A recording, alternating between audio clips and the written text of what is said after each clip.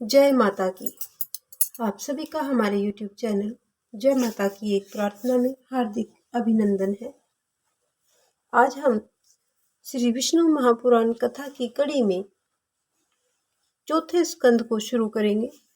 इससे पहले हमने 3 स्कंदों को जाना। आज से हम नया और चौथा स्कंद शुरू कर रहे हैं।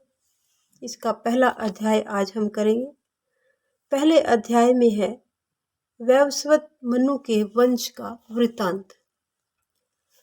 इससे पहले यदि आप हमारे चैनल पर अभी अभी नए आए हैं तो कृपा करके चैनल को सब्सक्राइब कर लीजिए और घंटी जैसे दिखने वाले बटन को भी दबा लीजिए ताकि आने वाली नई वीडियो की नोटिफिकेशन आपको सबसे पहले और आसानी से मिल सके। तो शुरू करते हैं आज का चौथे स्कंद का पहला अध्याय। उससे पहले हम प्रभु का सुमिरन करेंगे। श्रीमन नारायण नारायण नारायण, भजमन नारायण नारायण नारायण, श्रीमन नारायण नारायण नारायण। जय श्री विष्णु भगवान की। तो शुरू करते हैं आज का पहला अध्याय।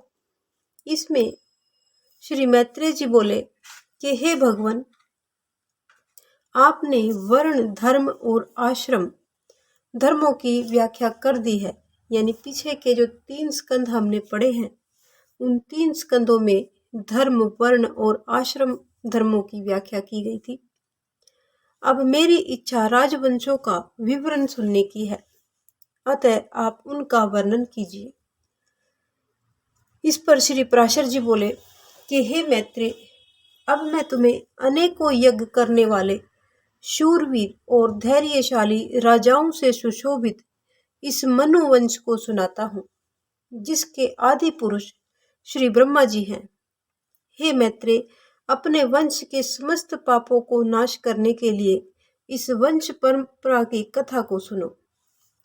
संपूर्ण जगत के आदि कारण प्रभु श्री हरि विष्णु जी हैं।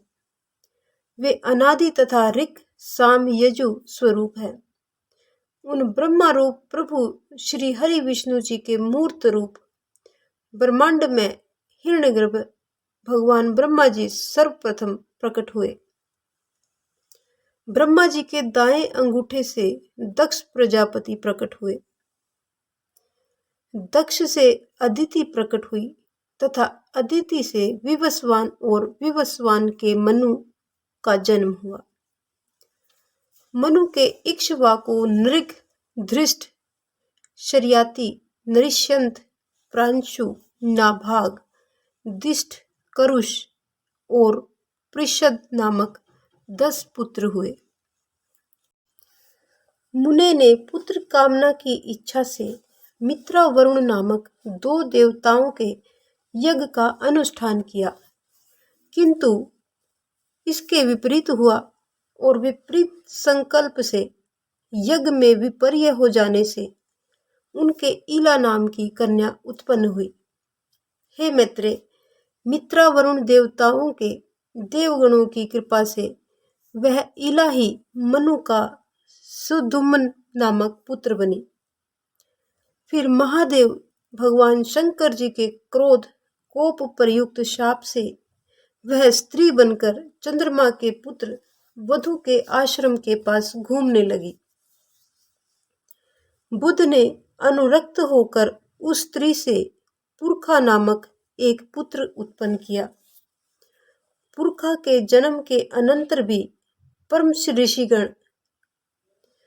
ऋषिगण ने सुदुम्न के पुरुषत्व लाभ की आकांक्षा से क्रतु में ऋग्युज, सामर्थ्य में सर्वदेव में मनोरमा, ज्ञान में भगवान यज्ञ पुरुष का यथावत यजन किया। उनकी कृपा द्वारा ईला पुनः सुदुमन बन गया।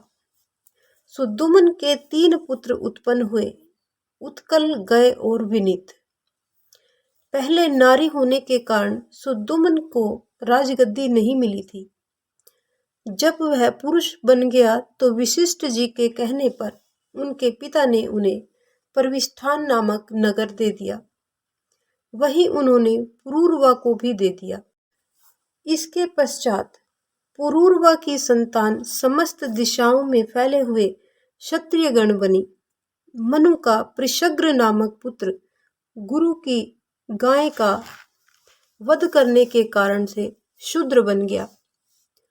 मनु का करुष, जिसके द्वारा कारुष नामक महाशक्तिशाली एवं पराक्रमी क्षत्रिय पैदा हुआ, दिष्ट का पुत्र नाभाग वैश्य बन गया।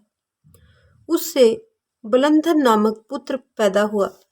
बलंधन ने महान कीर्तिमान वत्सप्रीति हुआ, यानी बलंधन का आगे पुत्र कीर्तिमान वत्सप्रीति हुआ। वत्सप्रीति से प्रांशु हुआ और प्रांशु से आगे प्रजापति नामक इकलौता पुत्र उत्पन्न हुआ। प्रजापति से खनित्र, खनित्र से चाक्षुष और चाक्षुष से अतिथल पराक्रमी विंश उत्पन्न हुआ। विंश के द्वारा विविंशक उत्पन्न हुआ। विविंशक से खनि नेत्र उत्पन्न हुआ। खनि नेत्र से अति विभूति नामक पुत्र पैदा हुआ। अति विभूति से अति बलवान और शूरवीर करंधम नामक पुत्र पैदा हुआ। करंधम से अविक्षित उत्पन्न हुआ और अविक्षित से मरुत नामक पुत्र उत्पन्न हुआ।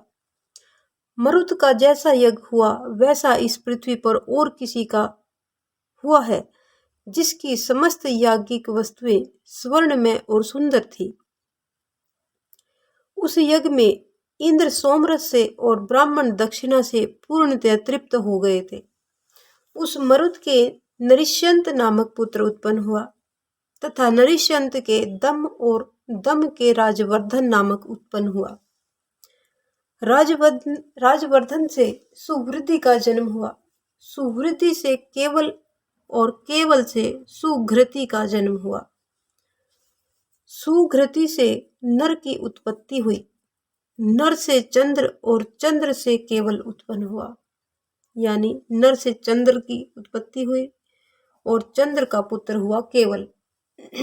केवल से बंधुमान उत्पन्न हुआ और बंधुमान का पुत्र हुआ वेगवान। वेगवान से बुध पैदा हुआ और बुध से त्रिशबिंदु और त्रिशबिंदु से पहले तो इलविला नामक एक कन्या उत्पन्न हुई, लेकिन बाद में अलम्बुसा नामक एक अति सुंदर अप्सरा उस पर आकर्षित हो गई। उससे तृणबिंदु के विशाल नामक एक पुत्र उत्पन्न हुआ, जिसने विशाला नाम की एक पुरी बसाई। इसके पश्चात विशाल के हेमचंद्र नामक उत्पन्न हुआ पुत्र उत्पन्न हुआ। हेमचंद्र का चंद्र और चंद्र का पुत्र धूमाक्ष और धूमाक्ष का पुत्र सृजन्य और सृजन्य का सहदेव और सहदेव का पुत्र कृशाश्व हुआ। कृशाश्व के सोमदत्त नामक पुत्र हुआ, जिसने 100 अश्वमेध यज्ञ संपन्न किए थे। उसने जनमेजय और जनमेजय से सुमति उत्पन्न हुआ। ये समस्त विशाल कुलीय राजा बने। इनके विषय में यह विख्यात है कि तृणबिंदु के प्रसाद के द्वारा विशाल वंशीय संपूर्ण राजा दीर्घायु, महात्मा, वीर्यवान तथा अत्यंत धर्मपरायण हुए हैं। मनुपुत्र शर्याति के सुकन्या नामक एक कन्या हुई। उसका विवाह च्यवन ऋषि के साथ हुआ। शर्याति के अत्यंत परम धार्मिक आन नामक एक पुत्र हुआ। आनर्त के रेवत नामक पुत्र हुआ, जिसने कुशस्थली नामक पुरी में निवास किया और आनर्त देश का राजा बना। रेवत के रेवत कुकुधी नामक एक अत्यंत धर्मात्मा उत्पन्न हुआ, जो अपने 100 भाइयों से सबसे बड़ा था। उसके यहाँ रेवती नामक एक कन्या उत्पन्न हुई। महाराज रेवत उस कन्या को अपने साथ लेकर ब्रह्मा जी के पास गए और उनसे पूछने लगे कि यह कन्या किस वर के योग्य है।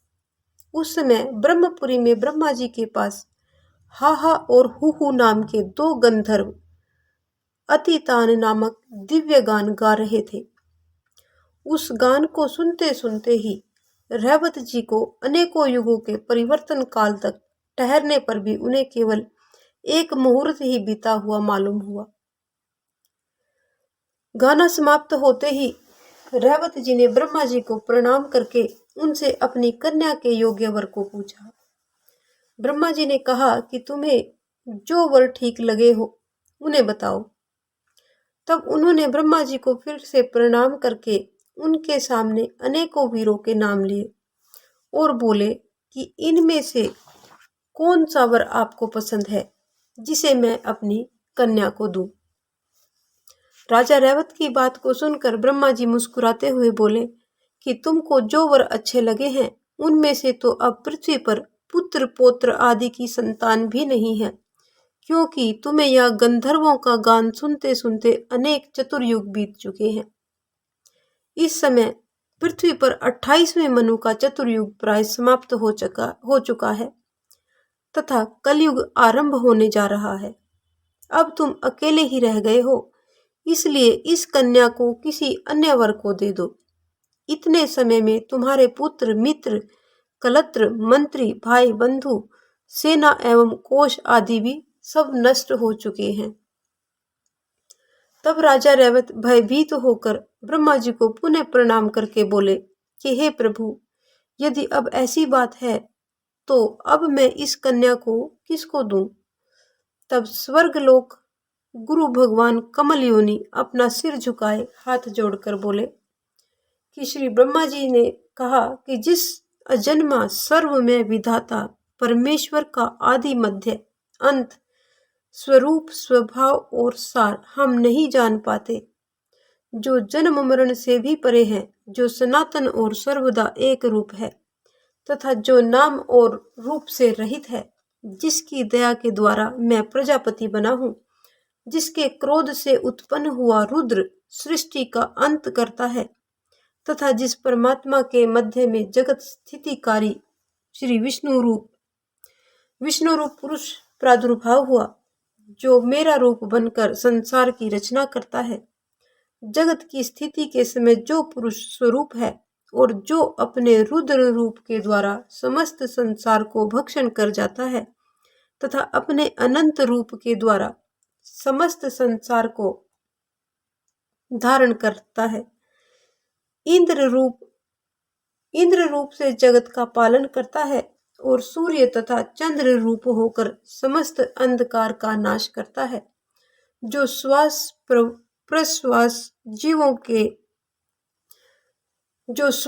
प्रश्वास रूप से जीवों में चेष्टा करता है, जल तथा अन्न रूप के द्वारा लोक को तृप्त करता है तथा जगत की स्थिति में संलग्न रहकर जो आकाश रूप से सबको अवकाश देता है, जो सृष्टि करता होकर भी विश्व रूप से आप ही अपनी रचना करता है, जगत का पालन करता बनकर भी स्वयं ही पालित हुआ करता है और संहार करता बनकर भी स्वयं ही संहरित हुआ करता है तथा इन तीनों से अलग इनका अविनाशी आत्मा है, जिसमें यह जगत स्थित है, जो आदि पुरुष जगत स्वरूप है और जो इस जगत के ही आश्रित तथा स्वयंभू है। हे राजा, संपूर्ण भूतों का उद्भव स्थान यह विष्णु के धरातल में अपने अंश के द्वारा अवतार लिया है। हे राजन, आदिकाल में तुम्हारी जो अमरावती के समान कुश स्थली नाम की नगरी थी, वह अब द्वारकापुरी बन गई है। वहीं वे बलदेव नामक प्रभु श्री हरि विष्णु जी के अंश विराजित हैं। हे नरेंद्र, तुम इस कन्या को महामानव श्री बलदेव जी की पत्नी के रूप में प्रदान कर दीजिए। श्री बलदेव जी जगत में प्रशंसनीय है और तुम्हारी यह कन्या भी स्त्रियों में रतन स्वरूपा है, अतः इसका योग उन्हीं के उपयुक्त है। इस पर आगे पराशर जी बोले कि भगवान ब्रह्मा जी के यह कहते ही प्रजापति रैवत जी पृथ्वी पर वापस लौट आए तो उन्होंने देखा कि समस्त मनुष्य छोटे छोटे से कुरूप, अल्प तेजोमय, अल्प वीर्य और विवेकहीन हो गए हैं, क्योंकि पहले के समय में व्यक्तियों के कद लंबे होते थे और कलयुग में कद छोटे हो गए हैं। उन्होंने अपनी पूरी भी दूसरे प्रकार की ही देखी, यानी जिस जगह पर वो रहते थे वो भी अलग ही प्रकार की देखी, और उन्होंने अपनी कन्या भगवान हलायुध को दे दी। भगवान बलदेव जी ने पत्नी को बहुत ऊंची देखकर अपने हल के अग्रभाग से दबाकर नीची कर ली, यानी जो उनकी पत्नी थी वो पिछले काल की थी तो उसकी लंबाई ज़्यादा थी, वो ज़्यादा लंबी थी, तो वो बलदेव जी से काफ़ी ऊंची होने के कारण उन्होंने अपने हल के अगले भाग से उनको नीचे दबा दिया और वो छोटी हो गई। तब रेवती भी अन्य स्त्रियों के समान छोटे शरीर की हो गई। फिर बलराम जी ने राजा रैवत की कन्या रेवती से विधि पूर्वक विवाह किया। अपनी कन्या रेवती का कन्यादान करने के पश्चात राजा रैवत तपस्या करने के लिए हिमालय पर्वत पर चले गए।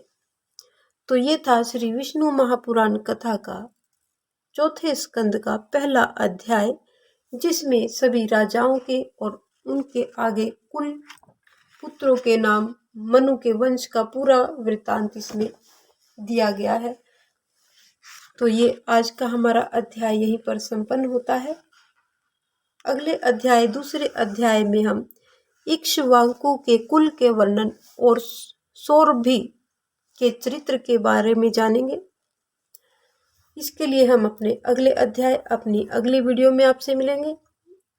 तब तक के लिए अगर आपने अभी तक हमारे चैनल को सब्सक्राइब नहीं किया है तो सब्सक्राइब कर लीजिए, और अगर वीडियो को अब तक लाइक नहीं किया है तो कृपा करके लाइक कर दीजिए।